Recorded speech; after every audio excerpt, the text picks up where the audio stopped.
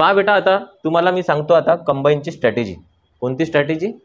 Combine. ठीक आहे. आता बघा की संयुक्त पूर्व परीक्षा गट ब आणि गट क याच्यासाठी आपण एक स्ट्रॅटेजी पाहू राहिलो. आणि हे जे स्ट्रॅटेजी आहे तुम्ही अप्लाय करा नाहीतर नका करू, पण तुम्ही पाहून घ्या की कशा प्रकारची आपण स्ट्रॅटेजी करून राहिलो. हे फक्त याची हद्द आहे. बाकी तुम्हाला पूर्णपैकी पूर्ण मार्क घ्यायचे असाल तर एक स्ट्रॅटेजी प्लॅनिंग करून तुम्हाला चालायला लागते. आता बघा बेटा, एक प्लॅनिंग आपण हे कशी टाकलेली आहे की टेस्ट देणं तर सगळ्यात इम्पॉर्टंट गोष्ट आहे. टेस्ट हे तर तुम्ही मान्य कराल है ना. आता बघा की आपण एक टेस्टचा फॉर्मॅट असा आणलेला आहे की संपूर्ण घटकावर आधारित 15-15 प्रश्न आपले मार्च महिन्यापासून सुरू होते. जसं की आपला महाराष्ट्रातील समाजसुधारक हा 1 मार्चला पेपर होईल. सकाळी रोज 10 वाजताचा टाईम राहील. किती वाजताचा? 10. आणि ही टेस्ट राहील तुमची 10 मिनिटाची. किती मिनिटाची? 10 मिनिटाची. यानं काय होईल की तुमचं इथं जे एक गोष्ट लिहिलेली आहे बेटा, यानं इथं हे सातत्य तुमचं तयार होईल. कोणतं? तुम्हाला आपण कधी कधी काय होते पहा, काही आपले मित्र आहेत किंवा स्टुडंट आहेत त्यांच्याकडून एक गोष्ट अशी शिकायला भेटते, सर फिजिकल तर पूर्ण आपलं पक्क होतं, ग्राउंडवर फिजिकल तर पूर्ण पक्क होतं, पण तिथं काय झालं, तिथं 1 वाजता फिजिकल घेतलं राजा, 10 वाजता एंटर केलं आणि 10 वाजतापासून 1 वाजतापर्यंत ग्राउंडवर बसून ठेवलं आणि मग 1 वाजता फिजिकल मारलं, म्हणून आपले 4 मार्क कमी पडले. विषय काय होते की आपण या कंडिशनमधून नाही निघत ना. आता तुम्हाला सांगतो, तुमच्यापैकी कोणी पोलीस भरती करणारे पोरं असेल ना तर हप्त्यातून 1 दिवस तरी उपाशी 1-2 वाजता राऊंड मारजा आणि तेच गोष्ट तुम्हाला तिथं कामात येणार. कारण काय होते, आपण जातो सकाळी 5 वाजता, फ्रेश हवा राहते, आपल्याला रोजची सवय राहते. आपण 3-4 महिन्यापासून रोज सकाळीच 5 वाजता चाललो ना ग्राउंडवर, तर रोजच चाललो. तर जर तुम्ही 90 दिवस जाल तर 91 दिवस तुम्हाला बॉडी साथ देणारच आहे, कारण सातत्यानं तुम्ही ते टायमिंगवर तुमच्या बॉडीला प्रिपेअर केलं आहे त्या टाईमसाठी. पण होते काय बेटा, ग्राउंडवर किती वाजता जातो आपण? 1 वाजता. ऊन राहते, पाऊस राहते, असं राहते तसं राहते, भूक लागलेली राहते, त्या पोरं बसलेले राहते. अशा कंडिशनमध्ये मग आपला विषय खतम होऊन जाते है ना. तर अशासाठी आपल्याला काय करायचं आहे की रोज 10 वाजताच टेस्ट द्यायची आहे. किती वाजता? कारण आयोगाचा पेपरचं टायमिंग किती आहे? 11 आहे की नाही. आता आपल्याला रोज किती वाजता द्यायची आहे? 10. आता 10 वाजता आपल्याला टेस्ट द्यायची आहे. ते 10 मिनिटाची टेस्ट होईल. त्या 10 मिनिटामध्ये तुमचे 15 प्रश्न कव्हर होतील. किती? 15. मग आता एका दिवसामध्ये सातत्य निर्माण तर होऊनच राहिलं. एका दिवसामध्ये हे बघा, तुमचा पहिले कोणता प्रश्न पेपर देऊ राहिले तुम्ही? महाराष्ट्रातील समाजसुधारक. तर तुम्हाला आता आज घरी जाऊन अभ्यास करून टाकणे आहे, महाराष्ट्रातील समाजसुधारक वाचणे, एक वेळा रिवाईज करणे. अजून दुसरी गोष्ट हे आहे की महाराष्ट्रातील नद्या हा सुद्धा 1 मार्चलाच पेपर. म्हणजे मार्च महिन्यामध्ये फक्त इतिहास आणि भूगोल ह्या 2च विषयाचा आपल्याला पुरा अभ्यास करायचा आहे. मग महाराष्ट्रातील नद्या तुम्ही वाचाल. आज उद्या 10 वाजता तुम्ही पेपर द्याल. 15 पैकी तुम्हाला देव करो तुम्हाला की 15ही भेटो बा, पण 15 पैकी जर तुम्हाला 10 मार्क भेटले, किती? 10, तर 5 सुटले की नाही बेटा तुमचे? तर ते जे 5 तुमचे सुटले ते तुम्हाला 2 किंवा 3 तासात पूर्ण ॲनालिसिस करून टाकायचं. 2-3 तासात फटाफट पुस्तक ओपन करायचं आहे. महाराष्ट्रातील नद्या, सर हा आपल्या याच्यामध्ये 3रा नंबरचा ऑप्शन पुस्तकात सांगू राहिला, तुमच्या टेस्टमध्ये तर 2रा दाखवू राहिला. हे जे ॲनालिसिस आहे हे तुम्हाला करायचं आहे 2 तासात. मग किती वाजले? 1 वाजतापर्यंत. 1 वाजतापासून रोज तुम्हाला एक टाईम ठरवायचा. 1 वाजतापर्यंत जे झालेली टेस्ट आहे त्याला ॲनालिसिस करणे आहे, जेवण करणे आहे, सगळं करणे. 1 वाजताच्या नंतर जसा 1 वाजला, 1 तारखेचा 1 वाजला का तुम्हाला येऊन जायचं आहे सरळ कोणत्या याच्यावर? क्रांतिकारी चळवळी. समजे बेटा? 1 वाजतापासून तर पूर्ण दुसऱ्या दिवशीच्या 10 वाजतापर्यंत तुम्हाला क्रांतिकारी चळवळ आणि महाराष्ट्रातील लोकसंख्या असे हे 2 पाठ करायचे. मग दुसऱ्या दिवशी 10 वाजता पेपर होईल. 1 वाजतापर्यंत त्याचा काय होईल? ॲनालिसिस. आणि 1 वाजतानंतर 3 तारखेला पुन्हा तुमचा शेड्यूल सुरू. आता बघा, 1 मार्च, 2 मार्च, 3 मार्च. आता याच्यावरून तुम्हाला पूर्ण बाकीची कल्पना येऊन जाईल. 1, 2, 3, 4, 5, 6, 7 या याच्यामध्ये आपण पहिल्या वीकमध्ये मुद्दाम स्टॉप नाही दिलेला आहे, कंटिन्यू पेपर ठेवले सॅटर्डे संडेला पण इथं 7च्या नंतर 8 आणि 9ची सुट्टी आहे. आलं लक्षात? 8 तारखेची आहे महाशिवरात्री, माहिती आहे तुम्हाला है ना. आता तुम्हाला सगळं माहिती होईल आता हळूहळू. फक्त 15-20 मिनिटाचंच सेशन आहे, जास्त नाही घेत मी. बघा मग 11, 12, 13, 14, 15. मग बघा सोमवार, मंगळवार, बुधवार, गुरुवार, शुक्रवार. मग बघा 15 नंतर 16, 17ची सुट्टी आहे. 16, 17ची सुट्टी आहे. कायची सुट्टी आहे? शनिवार, रविवार. आणि शनिवार रविवारला आपण काहीच नाही ठेवलं, काहीच नाही. कारण की हे जे टेस्ट आहे हे 3 महिने चालणार आहे. हे एका दिवसाची टेस्ट नाही आहे. हे टेस्ट किती महिन्याची आहे? 3. तर मधामध्ये रिलीफ पाहिजे ना. तर सॅटर्डे संडेचा काही दिवसाचा रिलीफ ठेवलेला आहे. आता बघा 27 मार्चला तुमचा इतिहास कंप्लीट होऊन जाते आणि 27 मार्चलाच तुमचं कोणतं काय कंप्लीट होते बेटा? 27 मार्चला तुमचं काय होते? भूगोल कंप्लीट होते. आता 27 मार्च झाली, तुमचा काय काय झालेला आहे, इतिहासाचे 19 आणि भूगोलाचे 19 टॉपिक क्लिअर झाले, वाचून झाले. त्याच्यानंतर तुम्हाला काय करायचं आहे आता हे जे टेस्ट आहे कोणती, हे बघा हे टेस्ट, इतिहासाच्या प्रत्येक विषयावर आधारित 50 प्रश्नाची एक मोठी टेस्ट आहे. इतिहासावर 29 मार्चला, कारण 27 मार्चला तुमचा इतिहास कंप्लीट झाला आहे, 28 मार्चला तुम्हाला तो पूर्ण रिवाईज करायचा आहे, पूर्णचं पूर्ण, आणि 29 तारखेला तुम्हाला पूर्ण इतिहासावर काय द्यायचे आहे, 50 प्रश्नाचे उत्तर. त्याच्यानंतर भूगोलाचा पेपर आपण दुसऱ्याच दिवशी ठेवला आहे 30 तारखेला. तर काय कंप्लीट होईल तुमचं, इतिहास आणि भूगोल. आता तुमचं काय काय झालं आहे, 19 टॉपिक इतिहासाचे, 19 टॉपिक भूगोलाचे, आणि संपूर्ण सिलेबसवर आधारित 50 प्रश्न. आता कोणती तारीख आली रे बेटा, कोणती तारीख आली, 29 आणि 30. इकडे पहा बेटा, 24 मार्चपासून तुमचा कंबाईनचे पण पेपर सुरू झालेले आहे. 24 तारखेला तुम्हाला जे पोरं ऑफलाईन पण आणि ऑनलाईन पण आहेत, तर 24 तारखेला आपण इथं क्लासमध्ये टेस्ट अरेंज करणार आहोत. ते टेस्ट राहील 11 वाजताची. किती वाजताची, 11. मग 24 तारखेला तुम्हाला 100 प्रश्नांवर आधारित संपूर्ण सिलेबसवर 11 ते किती बेटा 12 एका तासाचा पेपर राहील. त्याच्यामध्ये 24 मार्चला तुमचा तो पेपर होईल. मग इथून पुरे सॅटर्डे पकडलेले आपण. 24 मार्च, 31 मार्च, 7 एप्रिल, मग 14, 21, 28, माहिती आहे ना, 5, 12, 13 कॅलेंडर झालं आहे तुमचं, आहे ना. तर हे एक तर सॅटर्डे नाही तर संडे ते पाहून घ्यायचा. पण ते पूर्ण शेड्यूल आहे तुमचा, म्हणजे कधीपर्यंत, 26 मे पर्यंत कंटिन्यू पेपर चालतील 10. आणि याच्याच मध्ये तुमचा हाही टास्क काय बेटा, की तुम्हाला दोन्ही गोष्टी घेऊन चालायच्या आहे. एक तर हा पेपरही घेऊन चालायचा आहे, आणि ते सब्जेक्टिव्ह पण घेऊन चालायचं आहे. आता आपला फायनान्शियल इयर कधीपासून सुरू होते रे बेटा, 1 एप्रिलपासून सुरू होते ना. तर अर्थशास्त्र पण आपण 1 एप्रिलपासूनच सुरू केलं आहे ना. मग 1 एप्रिलला तुमचा रिझर्व्ह बँक ऑफ इंडियाचा तुमचा जसा तो अभ्यास होता तसा ह्या चालू होऊन जाईल. 1 एप्रिलपासून तुमचं काय सुरू होऊन जाईल, अर्थशास्त्र आणि कोणतं, राज्यशास्त्र, भारतीय घटनेचा प्राथमिक अभ्यास. याच्यावर तुमचे 15 प्रश्न, त्याच्यावर तुमचे 15 प्रश्न. तुम्हाला 15 प्रश्नाचा अभ्यास करायचा आहे. जे प्रश्न चुकले त्याला ॲनालिसिस करायचं, त्याचा अभ्यास करायचा. हे समजलं तुम्हाला. त्याच्यानंतर जसं तुमचा राज्यशास्त्राचा 26 एप्रिलला शेड्यूल खतम होईल, 26 एप्रिलला, आणि तुमचा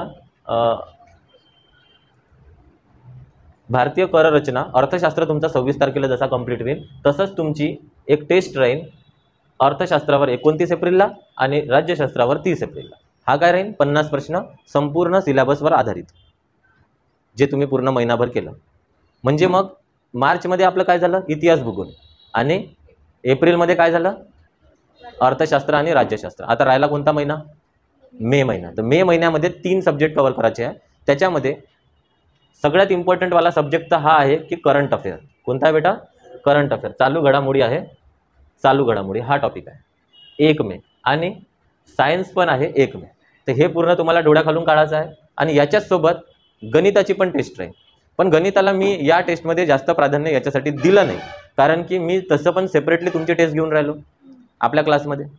ते तिथं राहीन, पण ते तुम्ही तुमच्यानुसार देऊन द्यायचा ते टेस्ट, कधी तुम्हाला द्यायची राहील. कारण की गणितासाठी मी एक थोडासा वेगळा एक हे करून राहिलो की प्रत्येक टॉपिक झाला, आपली नळवटाकीचा टॉपिक झाला, टेस्ट घेतली आपण, प्रत्येक टाईपच्या नुसार टेस्ट घेतली. 4 टाईप आपले कंप्लीट झाले, जसे नळवटाकी, वेळ आणि कार्य, अंतरवेळवेग, आणि कोणता बेटा, लसावी मसावी. तर ह्या 4ही याच्यावर पूर्ण मिळून पण एक आपण पेपर घेतला आहे.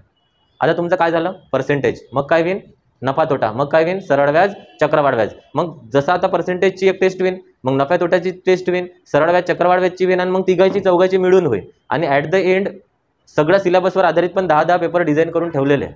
तर ते गणित रिझनिंगचा तेवढं तुम्हाला त्रास जाणार नाही. आता बेटा हे जे पूर्ण आहे हे कधीपर्यंतची गोष्ट आहे, हा सिलेबस झाला तुमचा. आता हे कधीपर्यंतची गोष्ट आहे बेटा, 26 मे.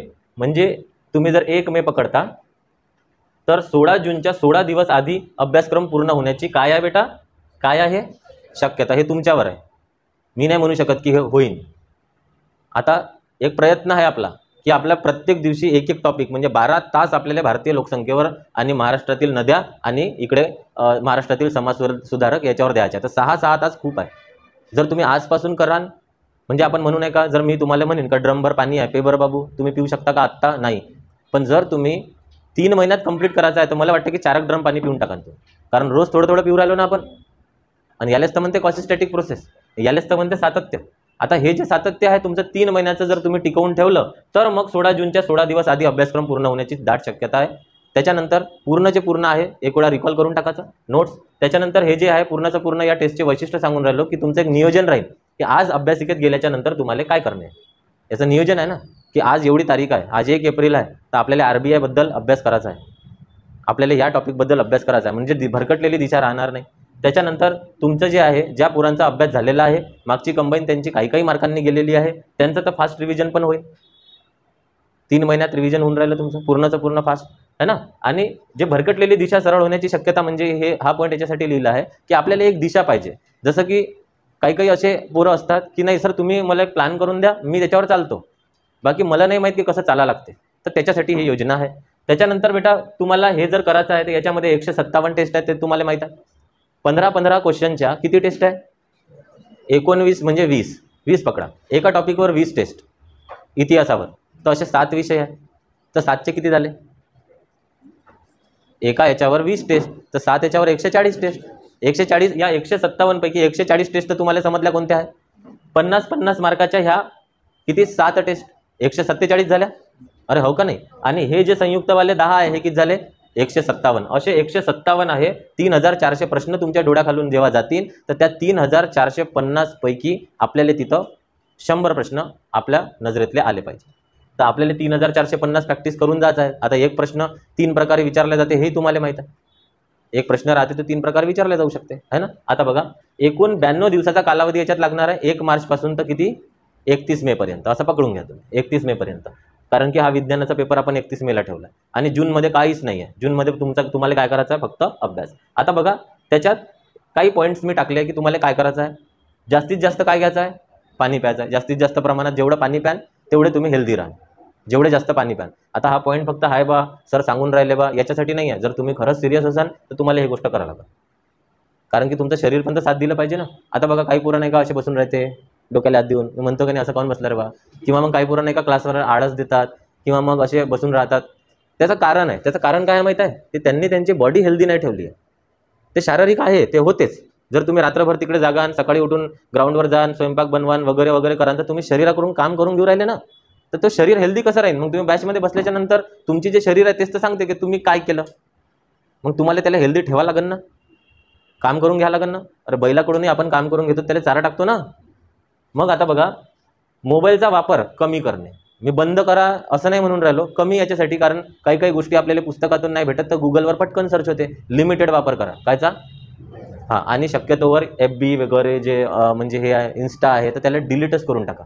सरळ डिलीट करून टाका. काही 3 महिन्याची गोष्ट आहे, 3 महिन्याच्या नंतर करून टाक जा वाटल्यास, ठीक आहे. म्हणजे ते कसं आहे एखादी रील्स येते, मग तो ह्या मोठी कढई राहते आणि तो कढईत बसून डोसा बनवते. आपल्याला वाटतं अरे बापरे एवढा गरम ह्याच्यात तो बसून एखादा डोसा बनवून राहिला आणि ते इकडे भीड लागली आहे. आपण 2 सेकंदाची राहते ते, पण असे 15-10 सेकंद 10 सेकंद करत कितीतरी वेळ निघून जाते. आलं की नाही लक्षात? हां, तर म्हणून मोबाईलचा वापर थोडा कमी करा. फळ सलादचे जास्तीत जास्त सेवन करणे, कारण तुम्ही सगळे घराच्या बाहेर राहून राहिलेले आहे. काही पोरं घरीही असतील पण 90% पोरं तर रूम करून राहून राहिले. तर जे सप्लिमेंटरी आपल्याला पाहिजे जेवणातून ते प्रोव्हाइड होत नाही. तर जेवणातून ते प्रोव्हाइड होत नाही. जेवण कधी इच्छा नसते, कधी आता मे महिना लागणार आहे की नाही, तर बघा तुमचं जे वरण वगैरे आहे ना ते खराब व्हायला सुरुवात होते. भाजीची क्वांटिटी बदलून जाते, कारण की हिरव्या भाजीपाला कमी होऊन जाते. तर ह्या सगळ्या गोष्टी मॅटर करते. तर आपल्याला काय करायचं आहे की शरीराला आपल्याला सप्लिमेंटरी द्यायची आहे. तर तुम्ही 1 डझन केळं घेऊन यायचे, अनार घेऊन यायचा, ॲपल घेऊन यायचा. तर यानं काय होते की तुमचं शरीर तंदुरुस्त राहते. आणि तुमचा जो रिझल्ट येणार आहे बेटा 16 जूनला तर परीक्षा आहे, पण ज्या दिवशी तुमचा रिझल्ट येणार आहे ना ते सगळं 16 जूनचं उतरणार आहे तिकडे. आणि 16 जूनपर्यंत तुम्हाला तुमची बॉडी हेल्दी ठेवा लागेल ना. शरीर हेल्दी राहील तरच तर तुम्ही करू शकाल, नाही तर मग काय आहे. त्याच्यानंतर अशी कोणतीही रिस्क घेऊ नका की ज्यामुळे हॉस्पिटलचे दर्शन होईल आणि बेड रेस्टमध्ये दिवस वाया जातील. चला पाणीपुरी खाले, झालं लेकाला टायफॉइड, गेले 15 दिवस. कायची टेस्ट राहिली मग? कोणती राहिली टेस्ट? कोणत्या कामाची टेस्ट राहिली? हां, गेले.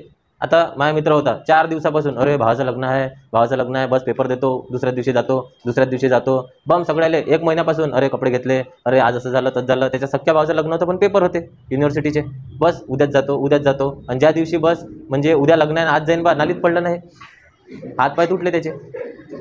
झालं काय झालं लग्न. तिथंच जर आरामात बसला असता, कोणाला न सांगता गाडीत गेला असता गावले, लग्नात नसला असता, तिथं हातपाय तुटले होते, वेगळी गोष्ट होती. गेलंच नाही ना लग्नात, ते मग तर असंही होऊ शकते ना. तर म्हणून कसं आहे अशी कोणती रिस्क घेऊ नका पहा रिस्क म्हणजे तुम्हाला जी खरं सांगतो, एक आपल्या क्लासचा पोरगा होता, ग्राउंड पायसान तुम्ही त्याचा तर खतरनाक ग्राउंड होता, अभ्यास पायसान तर खतरनाक अभ्यास होता. परतवाडाला जाताना एक आशेगावच्या समोर एक असा कल आहे, असा जाऊन असा एक कल आहे, तिथे एक छोटंसं मंदिर आहे बाजूला. तिथं काय झालं, त्याच्या गाडीले रोही आडवा आला, त्याच्या पायाचे लिगामेंटच तुटले ना बघ. तुकडोजी महाराज मंदिरमध्ये आपल्या तेव्हा क्लास होते, त्याला पायऱ्याही नव्हत्या चढता येत. गेला टाईम, काही दिवसांनी एक्झाम होती. म्हणून काही काही तुमचे मित्र पहा, त्याच्या आपण गाडीवर बसतो, त्याची गाडी चालवण्याची पद्धती चुकीची असते, बम स्पीडमध्ये गाड्या चालवते.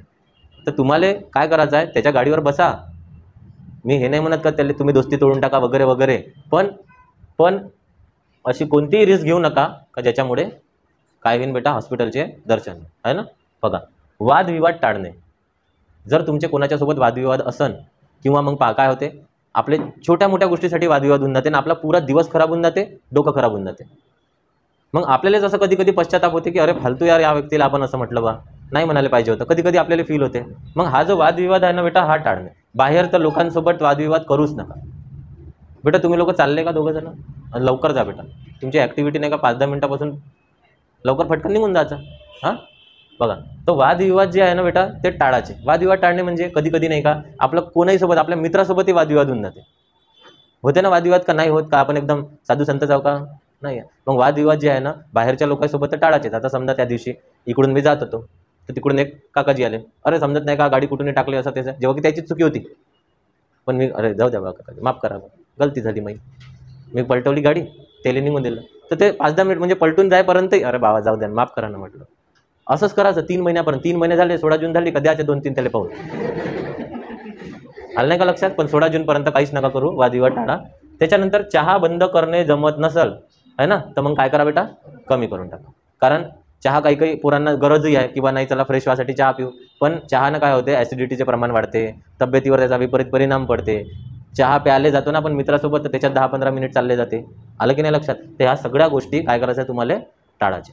आणि उद्यापासून चांगले टेस्ट द्यायला सुरुवात करा. तुमचे मार्क्स वगैरे तिथं माहीत पडणार आहे. आणि त्याच्यानंतर तुम्हाला काय करायचं आहे काय नाही, तर हे मी तुम्हाला नंतर सांगेन. कारण कसं आहे की काही पोराचं पॉलिटिक्स स्ट्रॉंग असते, तर इकॉनॉमिक्स डाऊन असते है ना. तर मग याच्यातले जे मधातले सॅटर्डे संडे वगैरे दिलेले आहेत ना, किंवा महाशिवरात्री आहे, रामनवमी आहे, हनुमान जयंती आहे, त्याच्यानंतर होळी आहे, तर असे दिवस आपण याच्यात सुट्टी टाकलेल्या आहे अशा. तर तुम्हाला अशा 10 सुट्ट्या भेटते, कमीत कमी 10. तर त्या 10 दिवसांमध्ये आपण काहीच नाही घेतलेलं आहे. ईद आहे, मग अशा 10 दिवसांत गुढीपाडवा आहे, त्या दिवशी पण आपण काहीच नाही घेतलं. तर हे जे दिवस आहे या दिवसांमध्ये तो सब्जेक्ट प्रिपेअर करा जो तुम्हाला पाहिजे.